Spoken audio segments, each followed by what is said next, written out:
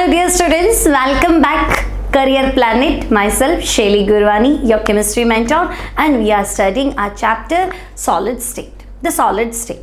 तो बच्चों solid state का आज जो हम टॉपिक डिस्कस करने वाले हैं that is close packing in crystalline solid. अब close packing in crystalline solid है क्या? पहली बात क्लोज पैकिंग क्या है? तो बच्चों ये जो पिक्चर दिख रहा है तुम्हें यही क्लोज पैकिंग है।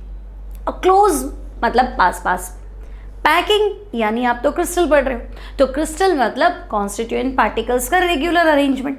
तो रेगुलर ऑर्डर में अरेंज होना है, सबको अपनी अपनी जगह पे बैठना है, सेटिंग सबका फिक्स्ड है, लेकिन इतना पास पास में भी रहना है कि मजबूती आ जाए, क्रिस्टल जो उसकी स्ट्रेंथ जो हो बहुत ज़्यादा हो। तो हम देखते हैं कि भाई एक प्रॉपर क्रिस्टलाइन सॉलिड में कॉन्स्टिट्यूएंट पार्टिकल्स ट्राई करते हैं। क्या ट्राई करते हैं? कि बिल्कुल पास पास में सिटिंग करनी है, बिल्कुल क्लोजली क्या होना है, अरेंज होना है, ताकि वो कम से कम जगह में ज़्यादा से ज़्यादा पार्टिकल फिट हो जाए। उससे क्या होगा? तो उससे स्ट्रेंथ बढ़ेगा, है ना, पैकिंग स्ट्रांग होगी, मजबूत होगी, ठीक है, एफिशिएंसी बढ़ेगी। और इस तरह की पैकिंग होगी तो देखो पार्टिकल्स अलग होना पॉसिबल नहीं है ना, थोड़ा सा स्ट्रेंथ बढ़ जाता है। तो हम कहेंगे कि भाई एक परफेक्ट क्रिस्टलाइन सॉलिड के अंदर कॉन्स्टिट्यूएंट पार्टिकल्स ट्राई करते हैं कि वो कम से कम जगह में, मिनिमम एरिया में ज़्यादा से ज़्यादा कॉन्स्टिट्यूएंट पार्टिकल क्या हो जाए, फिट हो जाए, ताकि उनके बीच का जो डिस्टेंस है वो कम रहे, उनकी डेंसिटी अच्छी रहे, डेंसिटी मैक्सिमम रहे, स्ट्रेंथ भी मैक्सिमम रहे। तो इस तरह की जो सेटिंग है, इस तरह का जो अरेंजमेंट है ना, उसे कहते हैं क्लोज पैकिंग। अब बच्चों ये जो पैकिंग है ये तो 3D में है ना, आपको पिक्चर में दिख रहा होगा कि भाई पहले हमने क्या किया, एक रो बनाई होगी, फिर उसके नीचे दूसरी, तीसरी, चौथी, पांचवी, ऐसे खूब सारी रोज बनाई होंगी, फिर उस पर एक लेयर बन गई, उसके ऊपर दूसरी लेयर, फिर तीसरी लेयर, फिर चौथी लेयर, बहुत सारी रोज रख दी, बहुत सारी लेयर्स रख दी और पूरा का पूरा 3D अरेंजमेंट बन गया। तो बच्चों हम क्या करते हैं कि भाई एक क्रिस्टलाइन सॉलिड में जितने भी कॉन्स्टिट्यूएंट पार्टिकल हैं उनको हम हार्ड सॉलिड स्फीयर मान लेते हैं। Clear? Let us consider constituent particle as hard solid sphere and study 3D packing. तो 3D पैकिंग पढ़ने से पहले मुझे 1D पैकिंग पढ़ना पड़ेगा, फिर 2D पैकिंग पढ़ना पड़ेगा, फिर 3D में सीधा ऐसे बता दूंगी ये कैसे बना तो समझ में नहीं आएगा, तो मुझे पहले देखना पड़ेगा। तो पहले एक रो बना लेते हैं, तो पहले सिर्फ एक रो बनाई तो 1D पैकिंग, फिर उस रो के नीचे दूसरी, तीसरी, चौथी, है ना, बहुत सारी रोज रख दी तो वो 2D पैकिंग, और पूरा एक लेयर बन गया, उसके ऊपर दूसरी लेयर रख दो, फिर तीसरी लेयर रख दो, तो वो पूरा हो गया 3D पैकिंग। क्लियर? तो समझ में आ गया है ना। तो क्लोज पैकिंग का मतलब क्या है? एक क्रिस्टलाइन सॉलिड में कॉन्स्टिट्यूएंट पार्टिकल का बिल्कुल क्लोजली क्या होना, अरेंज होना, ताकि कम जगह में ज़्यादा पार्टिकल आए, डेंसिटी अच्छी रहे, स्ट्रेंथ अच्छी रहे, इसे हम कहेंगे क्लोज पैकिंग। ठीक है, तो बच्चों क्लोज पैकिंग को हम 3 स्टेप्स में पढ़ेंगे। Close packing in 1D, close packing in 2D and close packing in 3D। ठीक है, तो बच्चों कैसे स्टडी करना है इसको? तो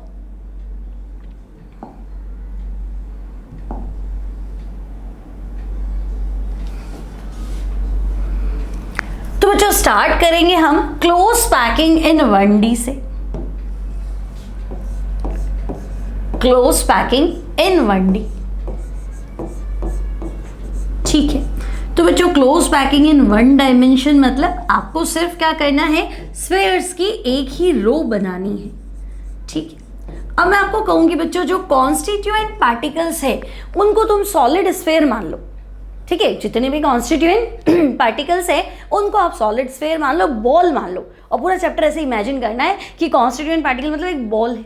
तो बच्चों मैं आपको कहूँ कि भाई आपके पास बहुत सारी बॉल है, 1D में अरेंज करो, तो तुम क्या करोगे, एक बॉल रख दिया, इसके पास में दूसरा बॉल रख दिया, फिर तीसरा बॉल रख दिया, फिर इसके जस्ट पास में, है ना, बिल्कुल पास में रख देंगे, एक भी टच हो जाए, ताकि ज़्यादा से ज़्यादा पार्टिकल्स जो है वो अरेंज हो जाए और जगह कम से कम लगे। तो हम कहेंगे बस ऐसा ही हो सकता है, इसके अलावा हम क्या कर सकते हैं? भाई यूँ बना दो या यूँ बना दो, उससे कोई फर्क नहीं पड़ना, बात तो एक ही है। ठीक है, तो हम कहेंगे भाई ये है।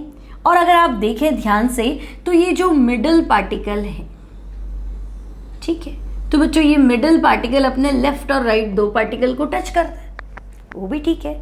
तो बच्चों एक पार्टिकल कितने और पार्टिकल को टच करता है, that is coordination number. Clear? तो मिडल पार्टिकल लेफ्ट और राइट 2 पार्टिकल को टच करता है, तो हम कहेंगे कोऑर्डिनेशन नंबर 2 है। ये पैकिंग है 1D की। ठीक है, अब स्टडी कैसे करना है बच्चों, तो टॉपिक है हमारा close packed structures. So in the formation of crystalline solid, constituent particles of solid try to pack as close as they can occupy minimum space between them and maximum stability and maximum density. मतलब समझ गए आप, कम जगह में ज़्यादा से ज़्यादा particle को बिठाना है ताकि स्टेबिलिटी मैक्सिमम आए, डेंसिटी मैक्सिमम आए. भाई डेंसिटी क्या होता है, मास अपॉन वॉल्यूम. तो जगह तो कम कर लिया आपने, वॉल्यूम कम घेरा और पार्टिकल्स ज़्यादा बिठाए तो मास ज़्यादा हो गया. ठीक है, now this type of arrangement in crystalline solid is called close packing. ठीक है, let us consider the constituent particle as identical hard sphere. जो भी आपका constituent particle है उसको solid sphere मान लेते हैं. ठीक है, and build up 3D structure in 3 steps. 3 step में बनाना है. तो पहला स्टेप, तो हम कहेंगे पहला स्टेप 1D पैकिंग कर लो. तो बच्चों देखो, क्लोज पैकिंग इन 1D. तो क्लोज पैकिंग इन 1D में आपको क्या कह रहा है, there is only one way of arranging sphere in 1D close packing structure, that is to arrange them in a row and touching each other. भाई एक रो बना दो और एक दूसरे को टच करते हुए बना दो. अगर मैं आपको कहूँगी आपके पास 10 बॉल है और 1D पैकिंग करो, तो बच्चों 1D पैकिंग तो यही हुआ ना, है ना. नीचे बनाओगे तो 2D हो जाएगा. एक ही रो बनानी है, दूसरी रो तो नहीं बना सकते. ठीक है, in this arrangement each sphere is in contact with 2 of its neighbour sphere. तो हम देख रहे हैं बच्चों कि भाई ये जो एक स्फेयर है ये लेफ्ट और राइट 2 स्फेयर के कॉन्टैक्ट में है. ठीक है, the number of nearest neighbour of a particle is called coordination number. तो बच्चों एक सॉलिड स्फेयर अपने आसपास कितने स्फेयर को टच करता है, बिल्कुल क्लोज होना चाहिए. तो क्लोजेस्ट कौन होगा, जो बिल्कुल टचिंग कंडीशन में होगा, है ना. तो बिल्कुल टच करने वाला जो पार्टिकल है उसे हम कहते हैं, जितने भी पार्टिकल को टच करता है उसे हम कहते हैं coordination number. So in 1 dimensional close packing arrangement the coordination number is 2. तो यहाँ तक तो कोई दिक्कत नहीं है, समझ में आ गई आपको अच्छे से. ठीक है, तो बच्चों ये जो पैटर्न है ना ये एनसीईआरटी का है ना. तो आप ऐसे भी लिखेंगे और आप इसमें ये वाले नोट्स मिक्स भी करेंगे. तो हमें इतनी बात समझ में आ गई कि भाई क्लोज पैकिंग मतलब एक क्रिस्टलाइन सॉलिड, क्रिस्टल तो समझते हो है ना, ऐसा सॉलिड जिसमें perfect shape, perfect geometry, regular arrangement of constituent particles हो. तो हम कहेंगे हाँ भाई एक ऐसा सॉलिड जिनमें पार्टिकल्स की सेटिंग करनी है.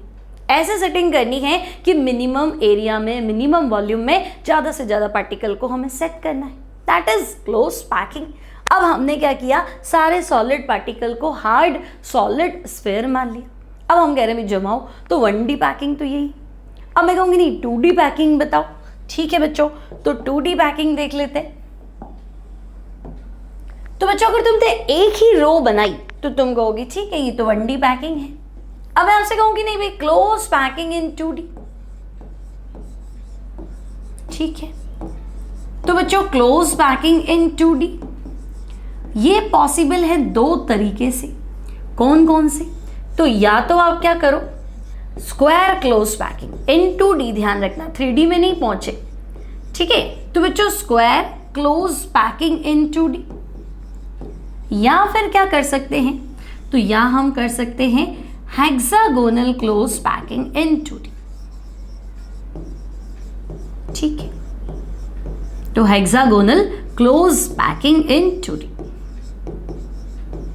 ठीक है, तो अब हमें क्या करना है, इन दोनों पैकिंग को एक्सप्लेन करना. जितने भी कॉन्स्टिट्यूएंट पार्टिकल हैं उन्हें हार्ड सॉलिड स्फेयर मानना है.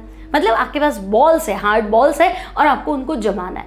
लेकिन इस बार 2D में जमाना है, मतलब एक रो नहीं, तुम चाहो तो दूसरी रो और तीसरी रो ऐसे बना सकते. 3D नहीं बनाना, तीसरी ऊपर से लेयर नहीं बनानी है, लेकिन हाँ ऐसे ऐसे जमा दिया, अभी ऐसे भी जमा लो. ठीक है, तो हम कहेंगे भाई 2 तरीके हैं. अब 2 तरीके कौन से हैं बच्चों, तो पहला जो तरीका है बच्चों वो है स्क्वायर क्लोज पैकिंग. ठीक है, इसको हम बाद में देखते हैं. तो देखो close packing in 2 dimension it is possible in 2 ways.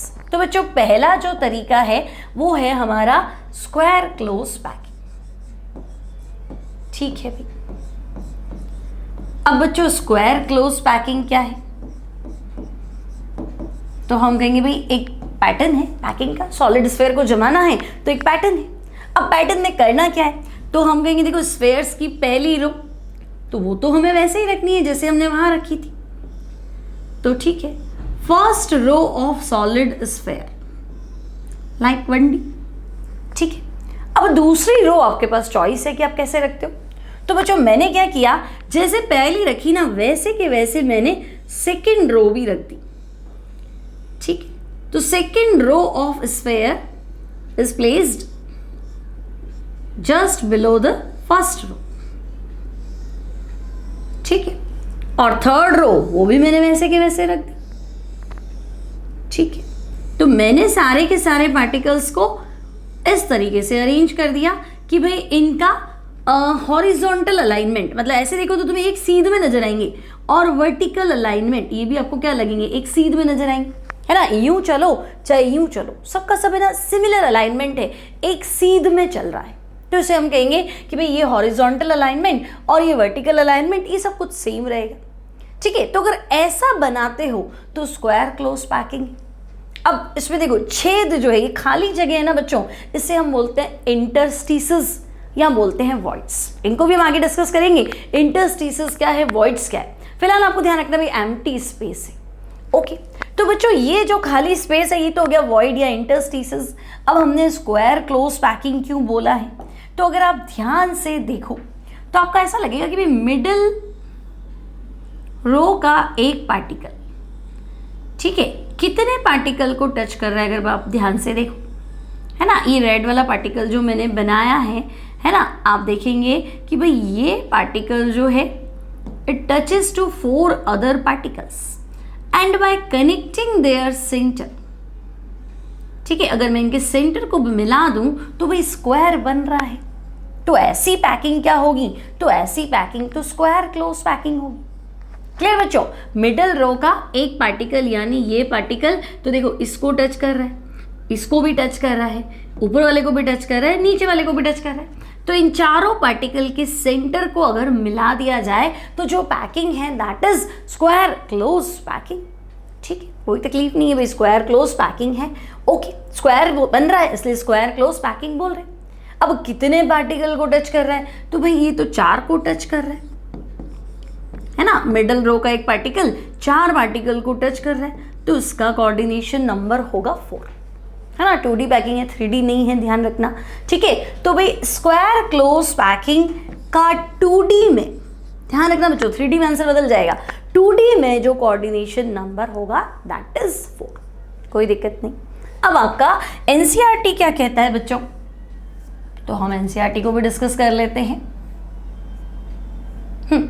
तो देखो स्क्वायर क्लोज पैकिंग, तो ए इसलिए कि भाई आप इस लेयर को ए मान लो, इस लेयर को आप ए मान लो, तो आपने दूसरी भी तो वैसे ही रखी है, सेम अलाइनमेंट है, फिर ऐसे रखिए, फिर नीचे रखोगे तो ऐसे होगा।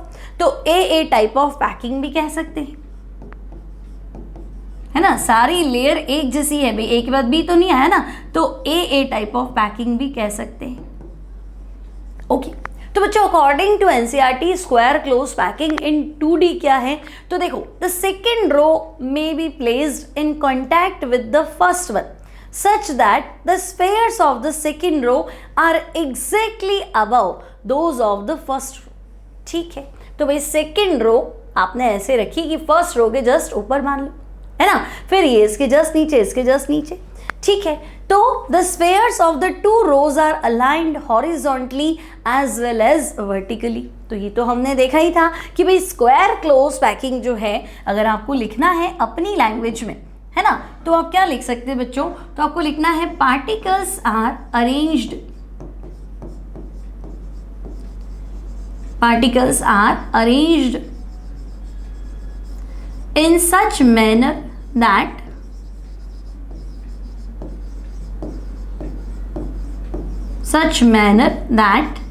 they get similar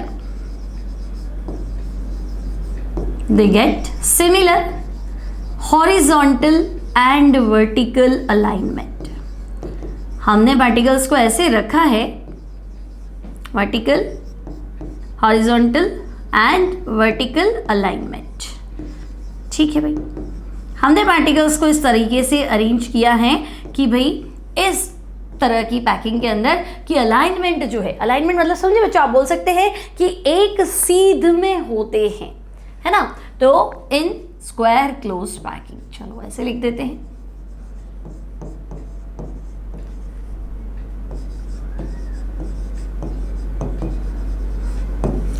ठीक है, अब देखो अलाइनमेंट तो सेम हो गया।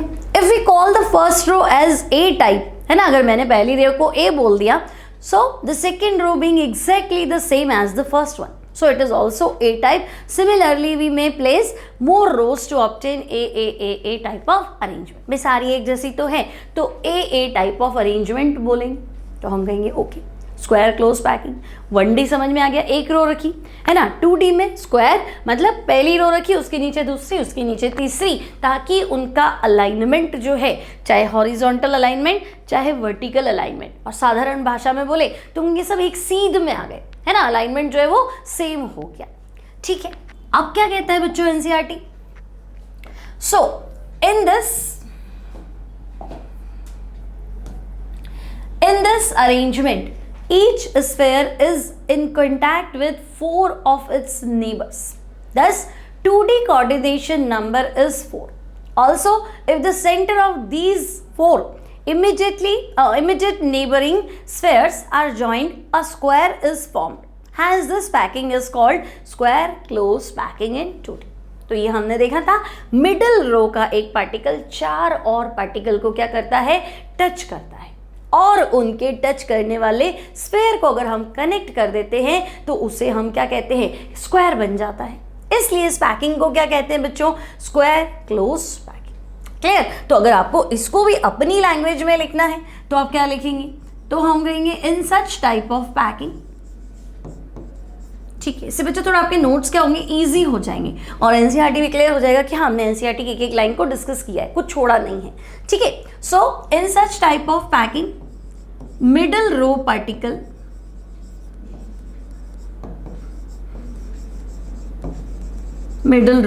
पार्टिकल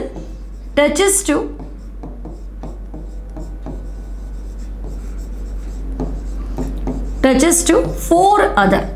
अब बच्चों पार्टिकल लिखो या स्फेयर लिखो एक ही बात है, हम हर पार्टिकल को सॉलिड स्फेयर मान रहे हैं। ठीक है, तो 4 अदर सॉलिड स्फेयर्स। ठीक है, अब आपको पता है टचिंग कंडीशन जो होती है, जितने पार्टिकल को टच करता है वही कोऑर्डिनेशन नंबर है। ठीक है, and by connecting there centres, ठीक है, bye connecting there centres square is obtained. ठीक है भाई, तो भाई इनके सेंटर को कनेक्ट कर देंगे बच्चों तो स्क्वायर बनेगा। So this is called square close packing.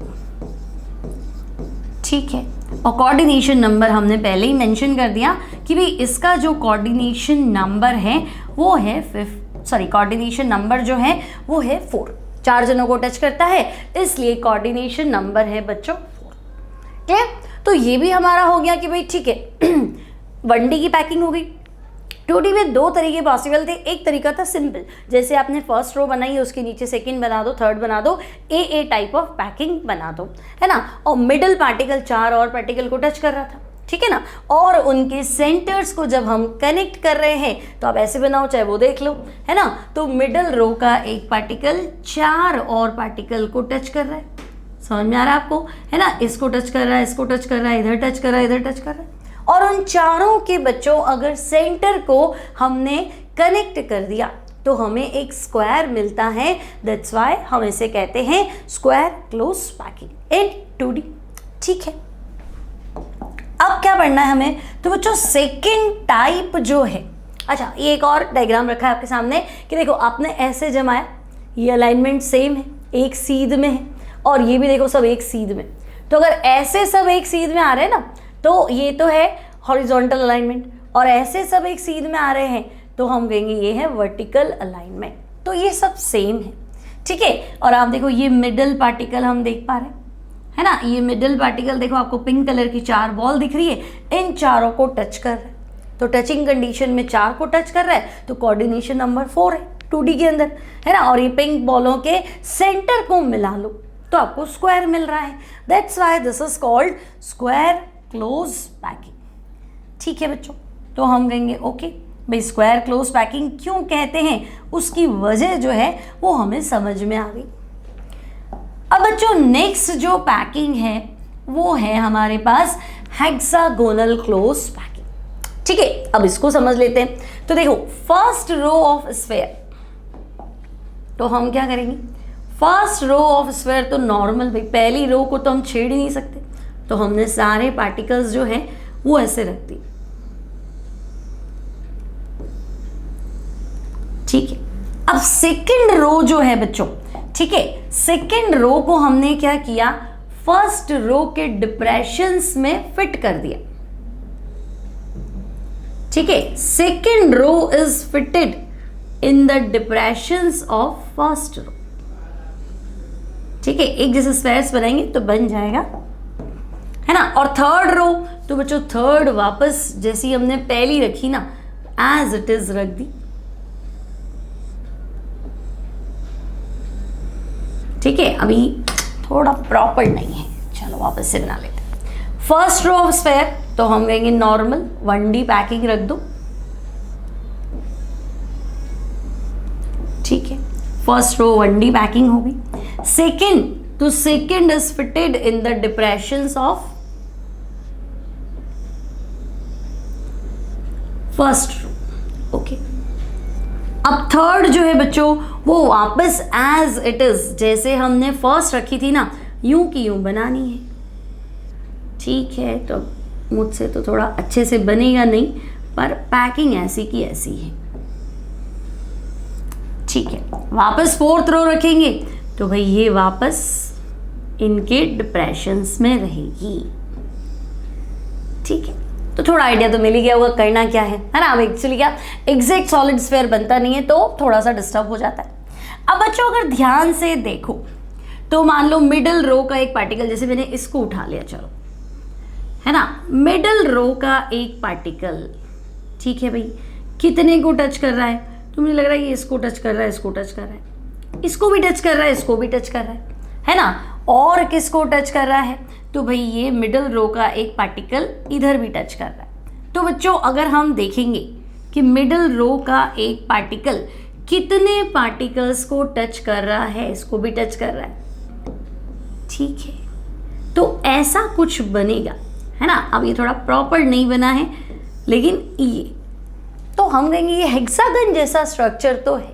ठीक है, और अच्छे से देख लेते हैं। तो देखो ये अरेंजमेंट है भाई। ठीक है, तो बच्चों अगर आप बोर्ड की तैयारी करें तो आपको ऐसा एग्जाम में बना के दिखाना है। तो हम कहेंगे भाई पहली लेयर तो ठीक है 1D में है ही सही, दूसरी जो है वो पहली के डिप्रेशंस में फिट हो गई। ओके, थर्ड वापस एज इट इज है, फोर्थ जो है वो थर्ड के डिप्रेशन में फिट हो गई।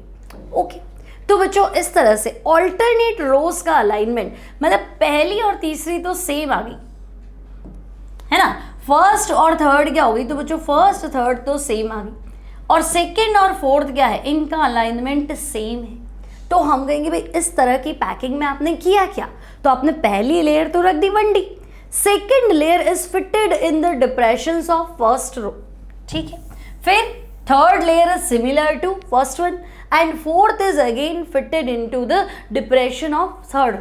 मतलब मैं कह दूं all the alternate rows are fitted in the depressions of their above layers.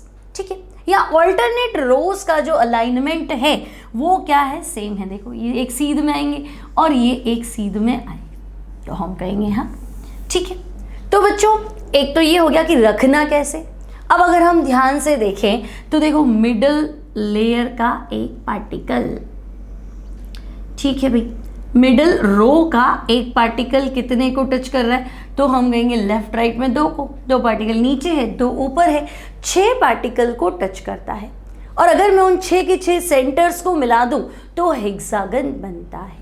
ठीक है, तो बच्चों अगर आपकी नोटबुक है तो उसमें क्या प्रॉपर एक लाइन है ना, तो आप जो स्फेयर्स बनाएंगे ना वो एकदम प्रॉपर बनेंगे इस तरह से। ठीक है, लेकिन खाली जगह पे बनाओगे तो प्रॉपर बनेंगे नहीं, है ना। तो आपको थोड़ा ध्यान रखना है, इस तरह की लाइन में अगर आप बनाओगे तो अच्छा पिक्चर बन जाएगा। अब आपको लिखना क्या है, तो बच्चों एनसीईआरटी क्या कहता है, in this arrangement the second row may be placed above the first one in a staggered manner such that its spheres fit in the depressions of the first row. Staggered manner मतलब जो खड्डे हैं बीच में वहां पे आपने balls को fit कर दिया। तो उल्टा आप देखो ज़्यादा बढ़िया पैकिंग है। पिछली बार जो हमने देखा था उसमें वॉइड्स बहुत ज़्यादा थे, खाली जगह जो थी ना बच्चों वो काफ़ी थी, है ना। लेकिन यहाँ देखो यहाँ खाली जगह बहुत ज़्यादा है, लेकिन अब भी आपका जो पैकिंग है इसमें क्या है, तो इसमें खाली जगह बहुत कम है, एम्प्टी स्पेस बहुत कम है। ठीक है, तो अगर आपको एग्जाम में लिखना है या नोट्स अच्छे से बनाने हैं तो आप ऐसा ना लिख के इस तरह से भी लिख सकते हैं, in such type of packing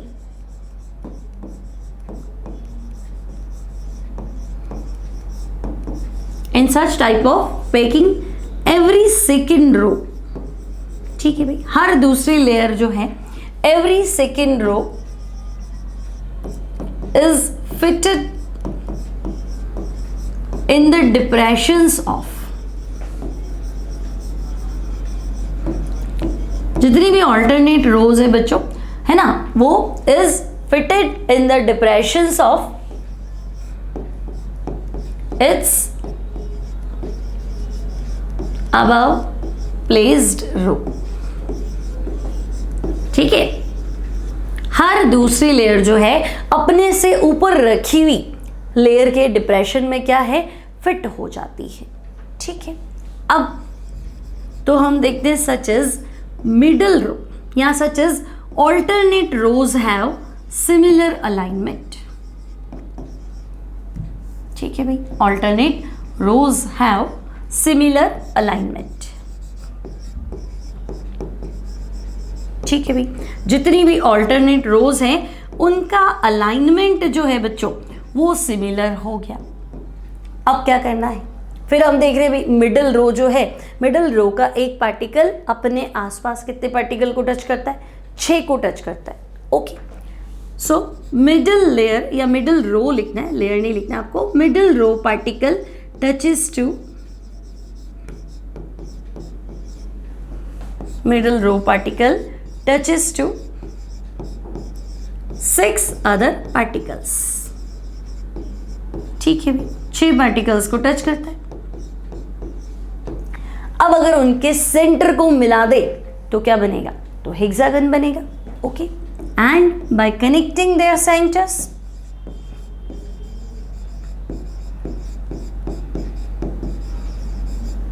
bye connecting there centres hexagon is obtain.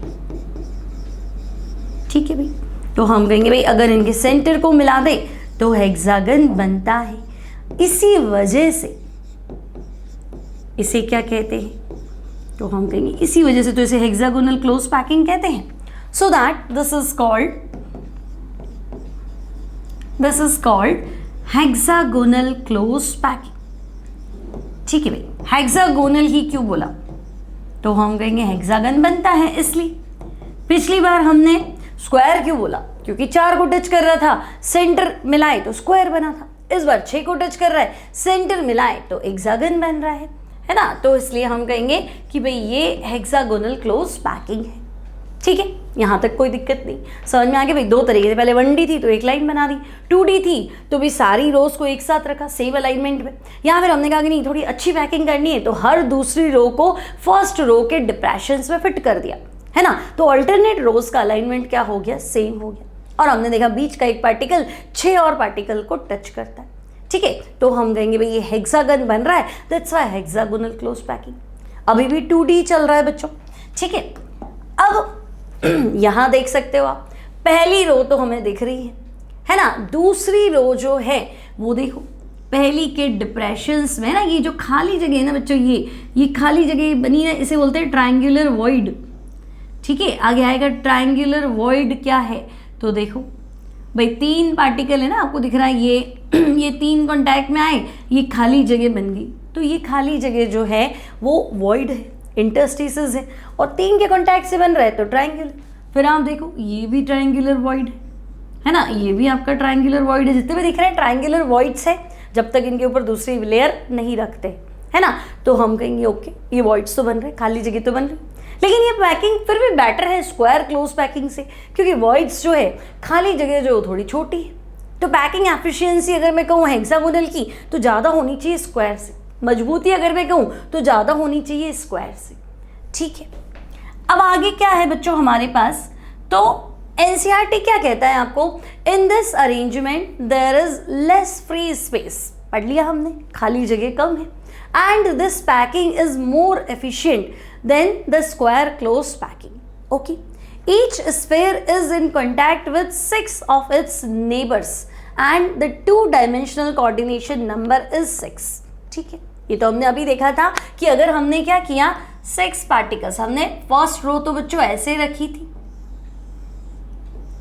ठीक है, सेकेंड रो जो है वो हमने इधर डिप्रेशंस में रख दी थी, ठीक है, फिर थर्ड रो जो है वो हमने क्या किया, तो थर्ड रो को भी हमने ऐसे मान लो फर्स्ट के डिप्रेशंस में रख लिया, तो पैकिंग में क्या हुआ था कि पहली और तीसरी लेयर जो है वो सेम आ गई थी। ठीक है, तो अब हमने क्या देखा बच्चों, तो हमने देखा कि मिडल रो का एक पार्टिकल, ठीक है बच्चों, मान लो इसको ले लिए, तो मिडल रो का एक पार्टिकल, अब आप चेक कर सकते हो कितने को टच कर रहा है, तो अभी हमने पढ़ लिया सारा कि भाई इसको टच कर रहा है, इसको टच कर रहा है, इसे कर रहा है, इसे कर रहा है, ये है और ये है ना, तो इन 6 पार्टिकल्स को टच कर रहा है और इन 6 के सेंटर्स को मिलाने से हेक्सागन बनता है। ये भी पढ़ लिया, अभी 4 बार पढ़ लिया हर चीज, है ना, इसलिए इसे हम क्या कह रहे हैं, तो इसलिए हम इसे कह रहे हैं हेक्सागोनल क्लोज पैकिंग। अब बना दिया बच्चों मैंने, है ना, मैम से बना नहीं तो भी टेंशन है। चलो, तो ये है हेक्सागोनल क्लोज पैकिंग, बिल्कुल अच्छा तो नहीं बना बट ठीक है, बन जाएगा, है ना। और बच्चों कितने को टच कर रहा है, 6 को टच कर रहा है, तो आपको एग्जाम में ये कॉपी में बनाना है कि भाई ये पैकिंग है, और यहाँ कोऑर्डिनेशन नंबर ध्यान रखेंगे बच्चों 2D, है ना, क्योंकि 3D में बदल जाएगा, तो ये कोऑर्डिनेशन नंबर 6 है। ठीक है, कोई दिक्कत नहीं यहाँ तक, है ना। तो ये हमने पढ़ लिया कि इनके सेंटर को मिलाने से एक रेगुलर हेक्सागन बनता है, has this is called 2 dimensional hexagonal close packing. Clear, एक बार पढ़ लो बच्चों इसको।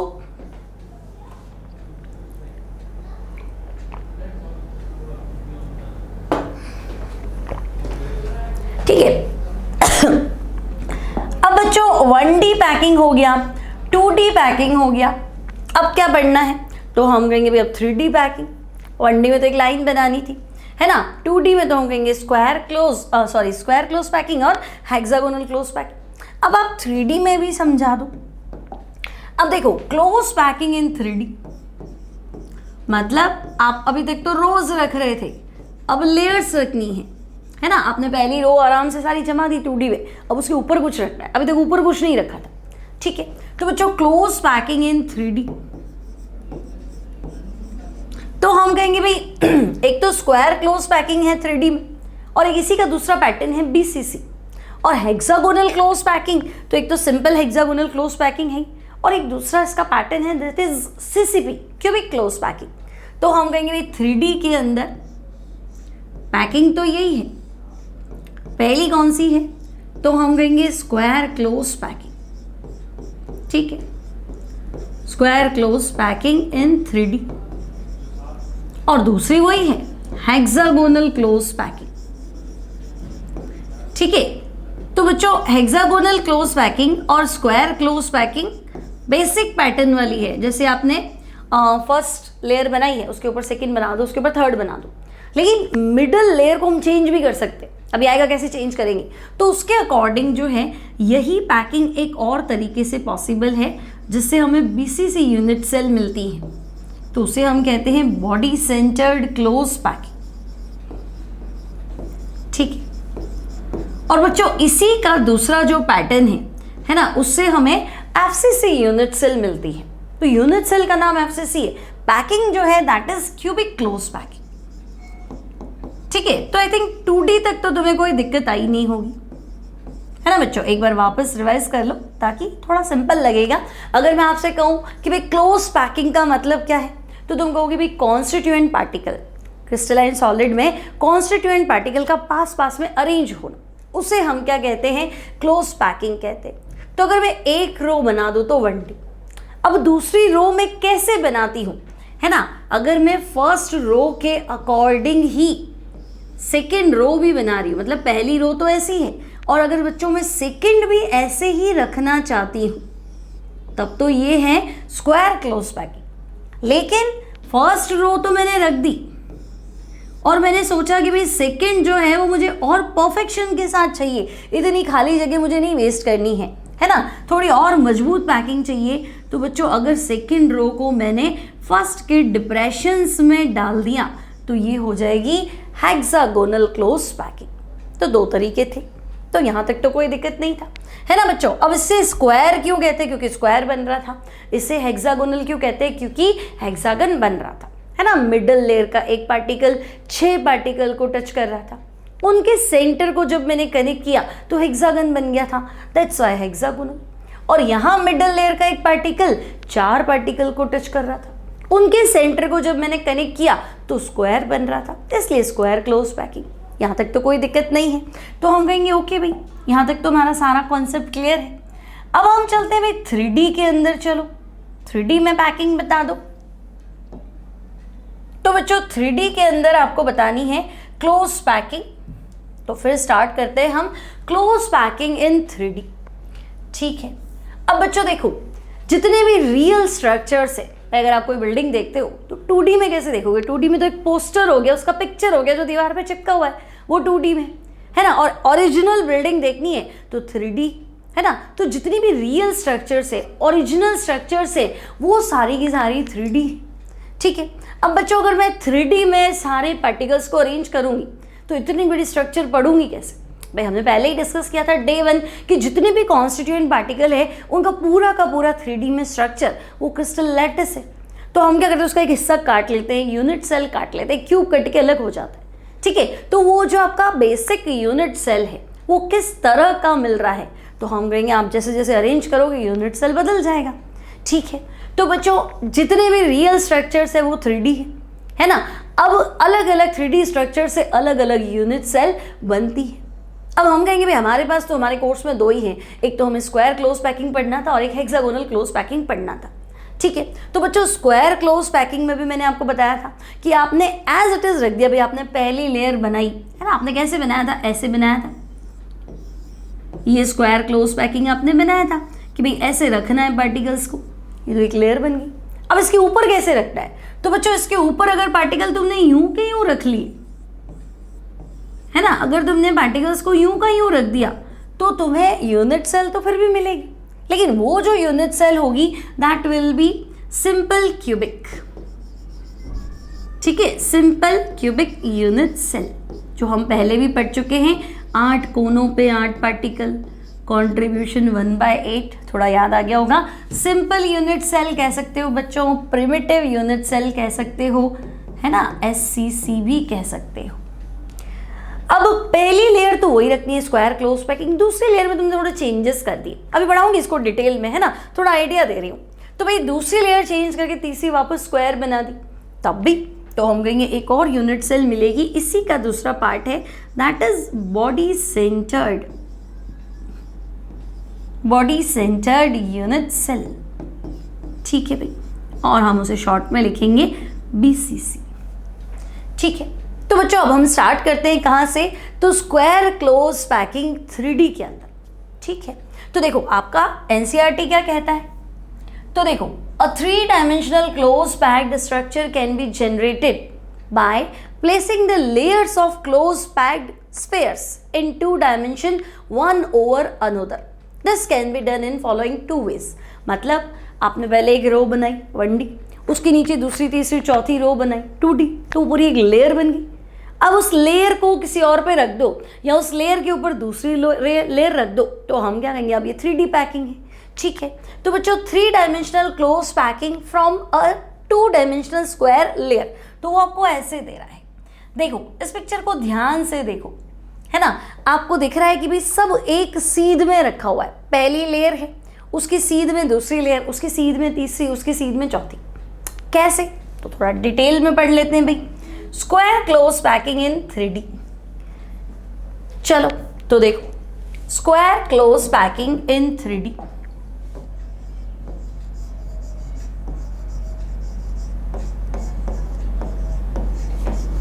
बच्चों इसमें दो तरीके थे, पहला तो स्क्वायर क्लोज पैकिंग ही थी, है ना, और दूसरा पैटर्न जो था उसका वो था बीसीसी। ठीक है, अब देखो पहली लेयर जो है इन सच टाइप ऑफ पैकिंग लिख के और हम देखेंगे वैसे क्या बात क्या कर रहा है ये। तो देखो बच्चों, in such type of close packing, ठीक है, पहली लेयर कैसी होगी, तो पहली लेयर तो हमें ऐसी ही बनानी है ना, ये पार्टिकल जो है वो सब टच कर रहे हैं, ऐसी बनानी है, ठीक है, मतलब ये स्क्वायर क्लोज पैकिंग है 2D। ठीक है, तो in such type of close packing first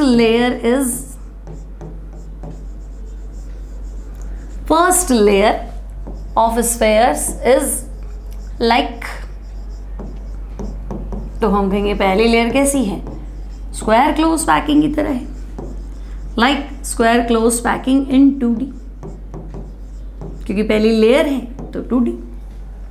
अब उसके ऊपर क्या रखनी है, तो बच्चों पहली लेयर तो ये थी ना, है ना, पहली लेयर ये थी, इसके ऊपर दूसरी लेयर ऐसी ही रखनी है ना, ये पार्टिकल जो एक दूसरे को टच कर रहे हैं ये उठा के इसके ऊपर रखना है, मतलब तो अब कैसा अरेंजमेंट आएगा, तो कहूँगी इसके ऊपर एक पार्टिकल आएगा, इसके ऊपर एक पार्टिकल आएगा, इसके ऊपर भी रख दो, इसके ऊपर भी रख दो, ऐसे रख दो, ठीक है, ऐसे रखते चलो, है ना, मतलब सब ए। अब लेयर ए है, पहली लेयर ए है, दूसरी लेयर भी ए है, तीसरी लेयर भी ए है, चौथी लेयर भी ए है, ठीक है।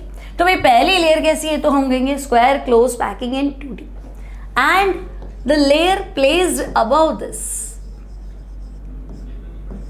इसके ऊपर जो लेयर बच्चों रखी हमने, लेयर प्लेस्ड अबव दिस, वो कैसी is similar to the below layer, वैसी की वैसी तो रखी हमने, है ना, similar to the below layer,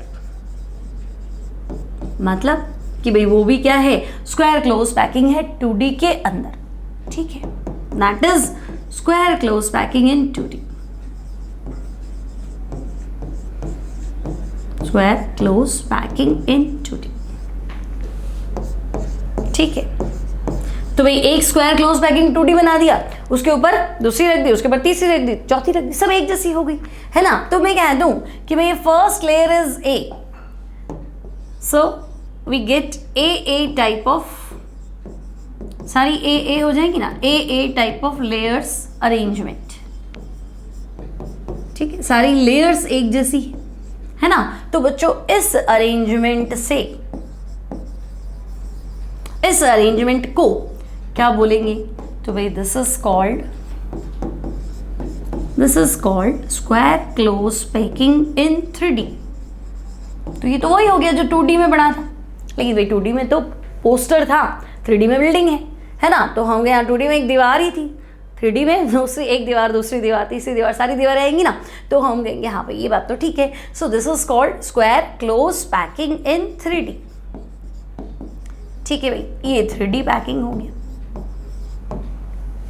अब बच्चों NCERT क्या कहता है आपको, तो in such an arrangement the second layer is placed over the first layer such that the spheres of the upper layer are exactly above those of first layer।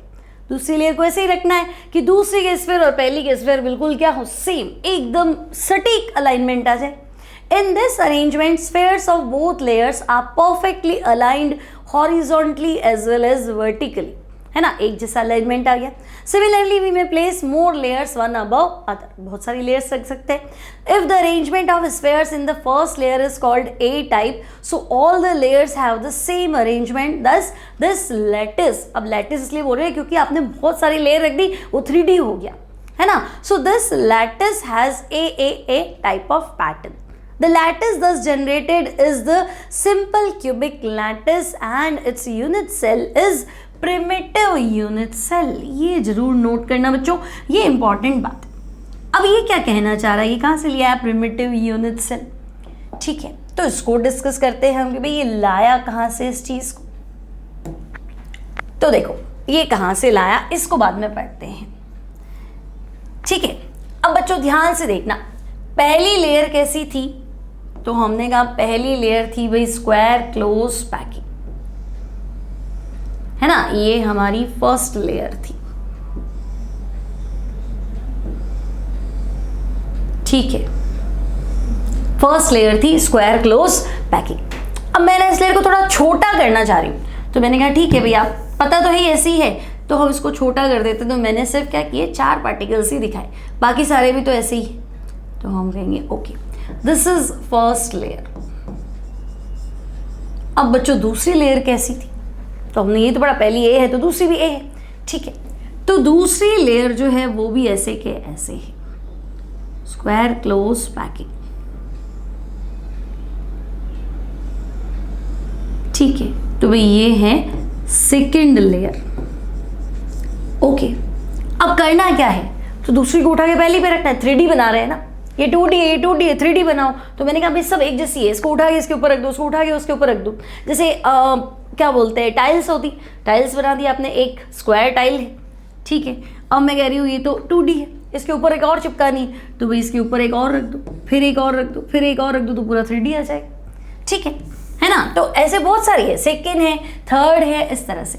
अब मैं 2 ही layer की बात करूँ, तो फर्स्ट सेकेंड लेयर, तो आप कहोगे placed above first layer, ठीक है। तो भाई सेकेंड को हमने पहली लेयर के ऊपर रख दिया, है ना। फिर तीसरी है, चौथी है, पांचवी है, तो बच्चों रखते जाओगे तो पैटर्न कैसा मिलेगा, तो देखो ये 3D पैटर्न है ना आपके पास, ये ऐसा ही तो मिलेगा, ठीक है, इस तरह का पैटर्न मिलेगा बच्चों। तो हम कहेंगे हाँ सारी यही तो है, ठीक है। अब अगर थोड़ा ध्यान से देखो तो ये 4 पार्टिकल दिख रहे हैं, तो हम कहेंगे हाँ ये तो अभी मैंने रखे थे वही थे 4, है ना। और इसके जस्ट पीछे भी क्या होंगे बच्चों, 4 ही तो होंगे, है ना। पहली लेयर तो तुम्हें दिखेगी बोर्ड में, दूसरी तो दिखेगी नहीं, तो भाई ये 4 पार्टिकल इसके नीचे फिर से क्या होंगे, 4 पार्टिकल, है ना। तो मैं कह रही थोड़ा सा इसमें से एक क्यूब काटो, तो बच्चों एक क्यूब काटो, ठीक है। तो क्यूब काटेंगे अगर हम, ओके, तो हम चलते हैं हमारे पेज पे। तो भाई अगर हम कहेंगे भाई हाँ इसको ऐसे रख दो और काट के देखो क्या आएगा, तो बच्चों काट के देखोगे तो तुम्हारे पास क्या आएगा, पहली लेयर में क्या थे, तो हम कहेंगे पहली लेयर में 4 पार्टिकल थे, ठीक है, ये 4 पार्टिकल है ना। दूसरी में क्या है, जस्ट ऊपर 4 पार्टिकल है, ठीक है। और टच कर रहे थे ना, तो हम कहेंगे बिल्कुल टच कर रहे थे, ये, ठीक है। तो देखो पार्टिकल कहाँ थे, तो नीचे के 4 पार्टिकल ये 4 पार्टिकल है, और ऊपर के 4 पार्टिकल ये, टोटल कितने, तो हम कहेंगे 8। तो बच्चों यही तो बनाया, क्या बना दिया आपने, देखो आपने प्रिमिटिव यूनिट सेल नहीं बना दिया क्या, इसको तो आपने पहले ही पढ़ रखा है, समझ में आया, थोड़ा दिमाग चलाओ। तो हम कहेंगे हमें पहली लेयर में 4 पार्टिकल थे, है ना। अभी बनाते हैं ऐसे, आपको ऐसा लग रहा है दूर है, पर दूर नहीं है, इसके ऊपर ये है, तो इसके ऊपर में ये रख दोगे तो बोर्ड पे कैसे दिखाओगे, 8 जने चिपक गए, आपको क्या समझ में ही नहीं आ रहा। इसलिए हम क्या करते हैं भाई, फर्स्ट लेयर ये रही, दूसरी ये रही, और ये सब टचिंग कंडीशन में है, तो हम कहेंगे भाई ये तो है 3D, और इसका जो अगर कटिंग वाला स्ट्रक्चर है, अगर हम एक क्यूब काटें बच्चों, सबसे छोटी यूनिट देखें, तो हमें जो यूनिट सेल मिलती है that is primitive unit cell. Clear, यहाँ तक कोई दिक्कत नहीं है, समझ में आ गया। तो हम कहेंगे हाँ स्क्वायर क्लोज पैकिंग, मतलब पार्टिकल को बॉल रखो, बॉल रखो, बॉल रखो, एक रो रख दी, उसके नीचे यूँ की यूँ, उसके नीचे यूँ की यूँ, ठीक है, पूरी रोज रख दी। अब दूसरी लेयर उसके जस्ट ऊपर, तीसरी उसके ऊपर, ठीक है। और काटेंगे ना, एक छोटा सा क्यूब निकलेगा, और वो क्यूब मतलब समझे ऐसा, 4 पार्टिकल ऊपर, 4 पार्टिकल नीचे, तो बच्चों this is primitive unit cell, ठीक है। तो बच्चों ये हो गया प्रिमिटिव यूनिट सेल। अब हम कहेंगे भाई ऐसी पैकिंग किस में है ना, कहाँ होती है, कितना % एरिया पैक हो जाता है, तो यूनिट सेल तो हमारा क्लियर हो गया। अब बच्चों अगर आप ऐसे पैक करोगे तो हालांकि बहुत लूज पैकिंग है, ठीक है। तो आपको जो कोऑर्डिनेशन नंबर अभी बता रही हूँ आपको, कोऑर्डिनेशन नंबर इसका है 6, फिलहाल आप ध्यान रखेंगे। The volume occupied by particles is 52, तो बच्चों एग्जैक्टली तो है 52.4%, मतलब जो पैक हुआ एरिया है वो है 52.4%, तो बाकी बचा कितना, खाली जगह बची। तो अगर 52 पैक हो गया तो 48% क्या हो गया, खाली हो गया, या 47.6% वॉइड हो गया, ठीक है। अब बच्चों सिर्फ पोलोनियम जो है इस तरह का लैटिस बनाता है, पोलोनियम आपने पढ़ा है ना। तो पोलोनियम एक मेटल है जो इस तरह का लैटिस बनाता है। अब आपसे कहा गया कि भाई ये कोऑर्डिनेशन नंबर 6 आपको खटक रहा है मैडम, कोऑर्डिनेशन नंबर नहीं बताया, तो अब सोचो कि ले दे के देखो क्यूब पे पहुंच गए, और क्यूब मतलब मैंने तुम्हें कहा था जहाँ जिस कमरे में तुम बैठे हो वही तुम्हारा क्यूब है, है ना, वही तुम्हारी यूनिट सेल है। ठीक है, अब इस तरह की यूनिट सेल में पार्टिकल कहाँ है, तो भाई अब तो कोने कोने पे अब तो हमें दिख रहा है कि पार्टिकल्स जो है वो सिर्फ कॉर्नर्स पे हैं। ठीक है, तो बच्चों जिस कमरे में तुम बैठे हो उसका एक कॉर्नर पकड़ लो। ठीक है ना, अब ये कॉर्नर जो है बच्चों ये आप पकड़ लो, तो आप क्या देख रहे हो, ये कॉर्नर मान लो ये हमारा यूनिट सेल है। ठीक है ना, और हम देख रहे हैं भाई एक कॉर्नर के नेबरिंग पार्टिकल कितने, टचिंग पार्टिकल कितने। तो देखो मैंने ये दूर बनाया है क्योंकि मुझे उसको दिखाना है पार्टिकल्स का अरेंजमेंट। एक्चुअली तुम्हें पता है, अब तुम मुझे परेशान नहीं करोगे कि भाई ये टच कैसे कर रहे हैं, एक्चुअली तो टच करे भाई, ये लाइन तो कुछ है ही नहीं, है ना, ये जो मैंने लाइन बनाई ये तो कुछ नहीं है, ये एक्चुअल में ये सिचुएशन है, ये 4 पार्टिकल हैं और ये चारों एक दूसरे को टच कर रहे हैं। ठीक है, लेकिन हम क्या ऐसे बनाते हैं ना भाई क्यूब, इसके ऊपर के 4, तो फिर मुझे थोड़ा दूर दिखाना पड़ता है। ठीक है, तो एक्चुअल तो अब तुम्हें समझ में आ गया कि कोने वाला कोने को टच कर रहा है, कम से कम इस पैकिंग में। ठीक है, तो भाई ये जो कॉर्नर वाला पार्टिकल है ये इसको टच कर रहा है। ठीक है भाई, एक इसको तो टच कर ही रहा है। अब भाई काटा है हमने यूनिट सेल, एक्चुअल तो पूरा 3D है, तो हम कहेंगे इस यूनिट सेल, ये वॉल ऐसे एक और यूनिट सेल चिपकी हुई होगी तो उसको भी टच करेगा भाई, तो हम कहेंगे हाँ 2 को टच कर। अब बच्चों ये कॉर्नर पार्टिकल जो नीचे कॉर्नर पार्टिकल है इसको भी टच करेगा, है ना, ये दोनों तो चिपके हुए हैं ना भाई, इसको टच करेगा तो इसको तो टच करेगा, इसमें सोचने की बात नहीं है, तो हम कहेंगे हाँ बिल्कुल इसको टच करेगा। तो ये हो गया 3, और इस यूनिट सेल के ऊपर अगर मैं एक यूनिट सेल रख दूं तो उधर भी टच करेगा, है ना, आपने तो एक यूनिट सेल को कट करके बताया है ना, है तो पूरा 3D अरेंजमेंट, तो हम कहेंगे अगर इसको टच कर रहा है तो इसको भी टच कर रहा है, तो 4। ठीक है, तो देखो मैंने सिर्फ ये बताया कि भाई देखो ये पार्टिकल है अपने पास, इधर एक पार्टिकल को टच कर रहा है, इधर एक टच कर रहा है, 2।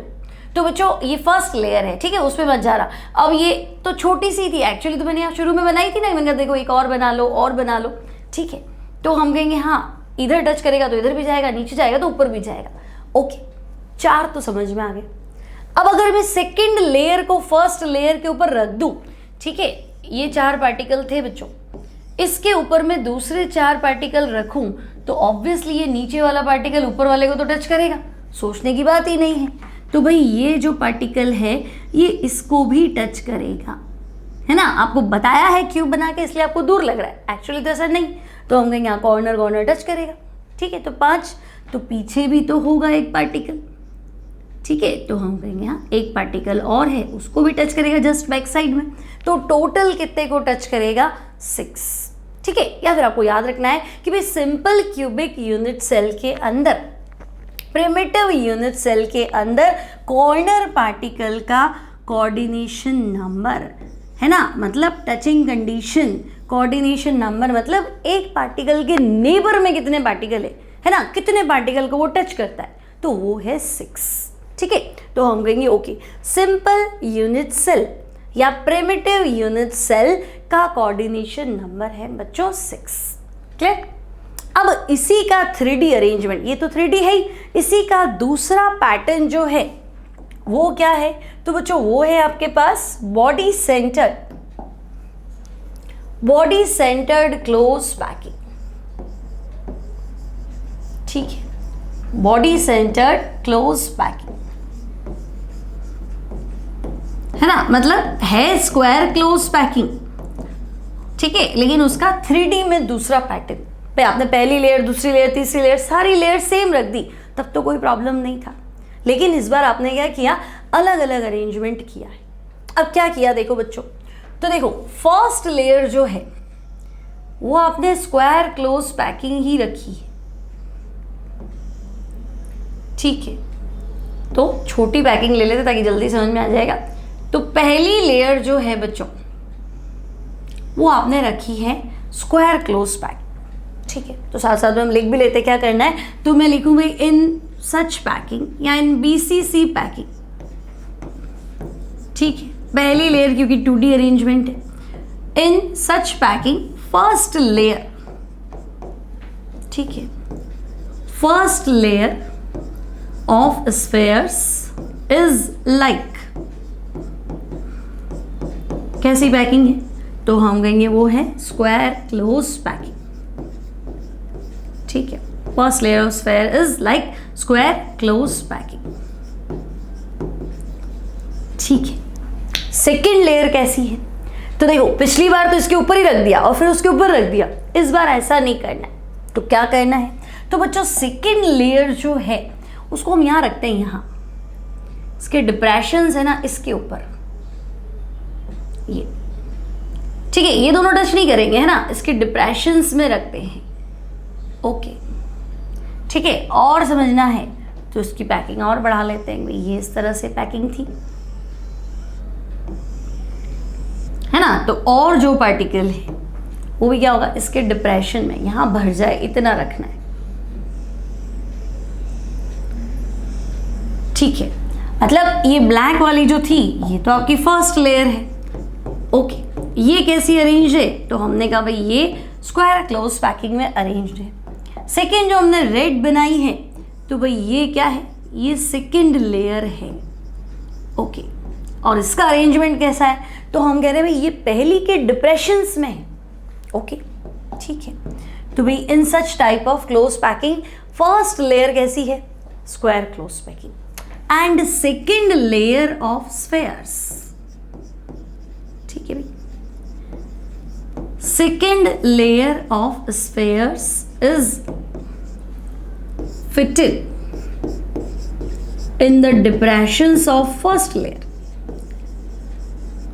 सेकेंड लेयर के स्फीयर्स को आपने क्या किया, तो है वो भी स्क्वायर, देख लो है ना, है ये भी स्क्वायर, लेकिन इसको आपने क्या किया, एकदम थोड़ा खिसका दिया, ऐसा मान लो डिप्रेशंस में आ जाए, ऐसा कर लिया। ठीक है, तो second layer of spheres is fitted in the depressions of first layer. Okay भाई, तो सेकेंड लेयर भी हो गई आपकी फर्स्ट लेयर के डिप्रेशन। तो अब इतना तो क्लियर हो रहा है कि देखो ये सेकेंड लेयर है ना, ये नीचे 4 पार्टिकल को टच कर रही। ठीक है, अब बच्चों थर्ड लेयर कैसे रखनी है?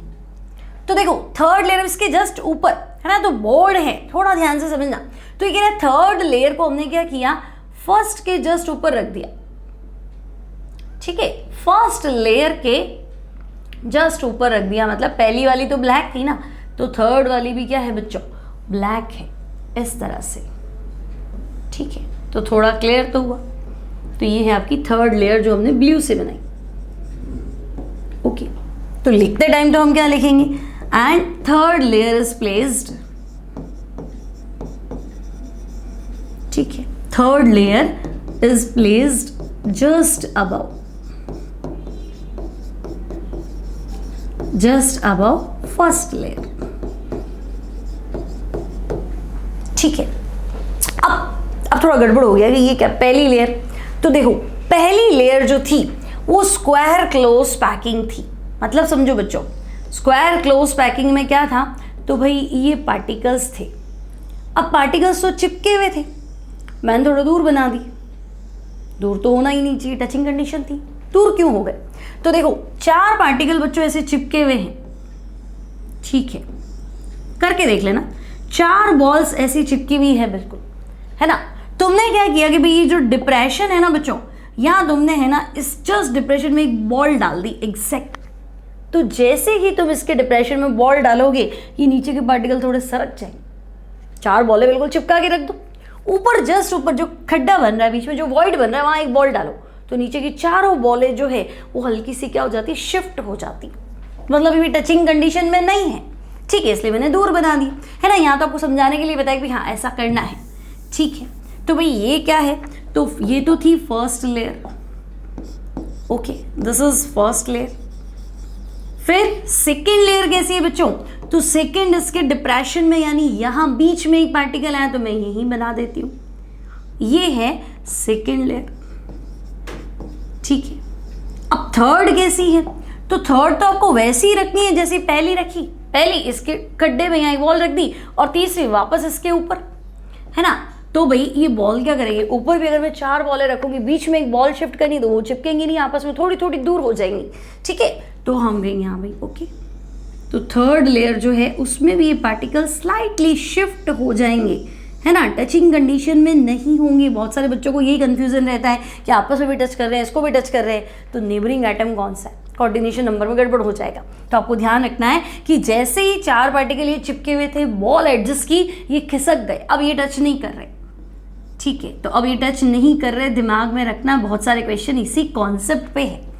ओके, तो पहली लेयर, दूसरी लेयर, तीसरी लेयर, ठीक है। अब सोचो, ये कुछ ऐसा है ना कि भाई ये एक ब्रेड है, देखो 4 पार्टिकल है ना, तो ये एक ब्रेड का स्लाइस हो गया स्क्वायर, ठीक है। इसके मिडल में एक पार्टिकल, तो ब्रेड के ऊपर आपने रख दिया राइस बॉल, ओके, ये सेकेंड लेयर। और तीसरी लेयर वापस 4 पार्टिकल, तो ये एक ब्रेड है वापस, तो ये तो सैंडविच बन गया भाई, है ना, नहीं है क्या, एक ब्रेड है स्क्वायर, इसके ऊपर तुमने एक राइस बॉल रख दिया और तीसरी वापस ब्रेड लगा दी, तो भाई ब्रेड, राइस बॉल, ब्रेड। अब अगर ध्यान से सोचा जाए तो पहली लेयर स्क्वायर, आपस में टच नहीं कर रहे, सेकेंड लेयर उसके डिप्रेशन में, और तीसरी पहली के जस्ट ऊपर, तो इमेजिन करो एक ब्रेड है, उसके ऊपर राइस बॉल है, फिर एक ब्रेड है, तो बीच की राइस बॉल क्या करेगी, नीचे के चारों कॉर्नर को टच करेगी, ऊपर के भी चारों कॉर्नर को टच करेगी, तो ऊपर 4, नीचे 4, मतलब मिडल लेयर का एक पार्टिकल 4 पार्टिकल ऊपर वाले को टच करेगा और 4 पार्टिकल नीचे वाले को टच करेगा। ओके, तो यही तो बताना है आपको। So that middle layer particle क्या करेगा भाई, तो हम कहेंगे middle layer particle touches to, middle layer particle touches to 4 spheres. Sphere या पार्टिकल एक ही रहेगा बच्चों, जहां मैंने स्फेयर लिखा है आप पार्टिकल पढ़ सकते हो, और जहां मैंने पार्टिकल लिखा है वहां स्फेयर पढ़ सकते हो, ठीक है। तो भाई मिडल लेयर ये रही, ये इन 4 को भी टच करेगा क्योंकि इसके डिप्रेशन में डाला है, और इन 4 को तो इसके ऊपर रखा है, तो ये तो बीच में है ना, तो इसको तो टच करना ही पड़ेगा, अदरवाइज रखोगे कैसे, ठीक है। तो middle layer particle touches to 4 spheres of above layer, ठीक है भाई, 4 spheres of above layer and 4 spheres of below layer, ठीक है भाई, मतलब 4 पार्टिकल वो ऊपर वाले को टच करेगा, 4 पार्टिकल वो नीचे वाले को टच करेगा, लाइक सैंडविच, है ना। तो बीसीसी यूनिट सेल कुछ ऐसे ही नहीं बनाई थी क्या, याद करो, एक स्क्वायर बना दे, इसको और इसको मिला लोगे तो यूनिट सेल, और बीचों बीच में पार्टिकल रखा है भाई, 2 ब्रेड और उसके बीच में राइस बॉल रखा है, तो वो शेयर का हुआ तो उन दोनों के बीच में है ना, तो एक क्यूब बन गया और तो उसके बीच में उसके अंदर पैक हो गया, तो ये तो बीसीसी पैकिंग है, इसीलिए तो नाम दिया बच्चों बॉडी सेंटर्ड क्लोज पैकिंग, क्योंकि पूरा 3D पैकिंग है, हम तो उसमें से यूनिट सेल काट के लाए, एक्चुअली पूरा पैकिंग ही ऐसा है। तो पैकिंग समझ में आया, पहली packing simple square close packing, दूसरी तो हमने उसके जो गड्ढे बने थे वहाँ हमने डिप्रेशंस में दूसरे पार्टिकल्स को रख दिया, और तीसरी उसके जस्ट ऊपर, जो पहली थी उसके जस्ट ऊपर तीसरी रख दी, तो लाइक सैंडविच एक तरह का अरेंजमेंट मिल गया कि मिडल लेयर 4 अबव और 4 बिलो पार्टिकल को टच करता है, ठीक है। सो दैट कोऑर्डिनेशन नंबर, तो बच्चों टचिंग कंडीशन को ही तो कोऑर्डिनेशन नंबर कहते हैं, है ना, कि भाई ज़्यादा से ज़्यादा कितने पार्टिकल को टच कर रहा है मिडल लेयर, तो हम कहेंगे 4 ऊपर 4 नीचे, मतलब 8। So that coordination number of BCC, तो बच्चों कोऑर्डिनेशन नंबर ऑफ बीसीसी जो है दैट इज 8। क्लियर। अब अगर हम इसका यूनिट सेल निकालेंगे तो बच्चों यूनिट सेल कैसे बनेगा, तो यूनिट सेल कैसे बनेगा, तो हम क्या कह रहे हैं, तो देखो हमने कहा 4 पार्टिकल तो पहले हमने ऐसे रखे, ठीक है, जैसे ही इनके ऊपर एक पार्टिकल डाला तो ये चारों हिल जाएंगे और टचिंग कंडीशन में नहीं होंगे, तो ये फर्स्ट लेयर, ये मिडल लेयर, और तीसरी लेयर भी वापस जब इस बॉल के ऊपर है ना, हमने तो चारों चिपका के रखे थे, लेकिन जब ये बॉल इसके डिप्रेशंस में फिट होगी तो ये चारों थोड़े दूर हो जाएंगे। तो जब हम इन तीनों लेयर को मिलाएंगे बच्चों, इसको रखो यहाँ और इसको रखो इसके जस्ट ऊपर, है ना, तो आपको देखो फर्स्ट लेयर, ये मान लो आपकी फर्स्ट लेयर 4 पार्टिकल हो गए, ठीक है, 1 2 3 4 हो गए पार्टिकल। थर्ड लेयर तो ये क्यूब बनाना है, तो ये थर्ड, ठीक है, तो ये 8 पार्टिकल हो गए 8 कॉर्नर पे, तो हम कहेंगे ओके 1 2 3 4 5 6 7 8 और बीच वाली लेयर का पार्टिकल ये। तो बच्चों ये यूनिट सेल हमने पढ़ रखी है, ये यूनिट सेल है BCC, है ना। तो अब इसको देख के नहीं लगता है भाई 4 ऊपर वाले को टच कर रहा है, 4 नीचे वाले को टच कर रहा है, ठीक है। और बच्चों को लगता है कॉर्नर तो टच कर रहे थे ना, तो नहीं, जैसे ये बॉल यहाँ डालोगे सब हिल जाएंगे, तो हिलते ही ये आपस में टच नहीं करेंगे। So this is BCC packing, ठीक है। अब ये समझ में आ गया कि हाँ भाई ये BCC पैकिंग है, और अब हमारा दिमाग में थोड़ा कॉन्सेप्ट क्लियर है कि भाई इसका कोऑर्डिनेशन नंबर, मतलब टचिंग कंडीशन, तो कोऑर्डिनेशन नंबर 8 है, ठीक है। अब बच्चों पैकिंग एफिशिएंसी, तो जैसे पिछली बार हमने याद की थी भाई 52%, 52.4% स्क्वायर क्लोज पैकिंग।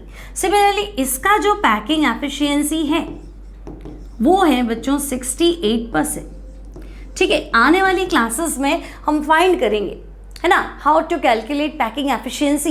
ये 68% कहाँ से आया ये आपको खुद को कैलकुलेट करना है, ठीक है। 52.4 कहाँ से आया वो आपको कैलकुलेट करना है, ठीक है। तो वो हम नेक्स्ट क्लासेस में करेंगे।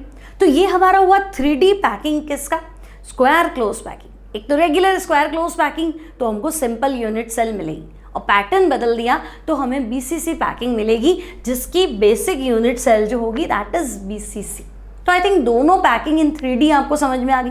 अब आपको लगा हेक्सागोनल क्लोज पैकिंग इन 3D, तो बच्चों ये थोड़ा सा टिपिकल है ना, हेक्सागोनल क्लोज पैकिंग इन 3D और CCP क्यूबिक क्लोज पैकिंग। तो इसको बढ़ाने के लिए भी कम से कम 30 से 40 मिनट का समय चाहिए, जो कि अभी नहीं है।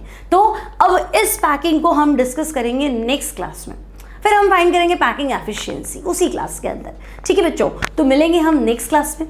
अगर थोड़ा सा दिमाग में कॉन्सेप्ट गया, है ना, थोड़ी 3D पैकिंग समझ में आई, तो वीडियो लाइक जरूर करेंगे, और जो फ्रेंड है जिसको नहीं समझ में आया उसके साथ शेयर करेंगे। तो मिलते हैं नेक्स्ट क्लास में, तब तक के लिए गुड बाय।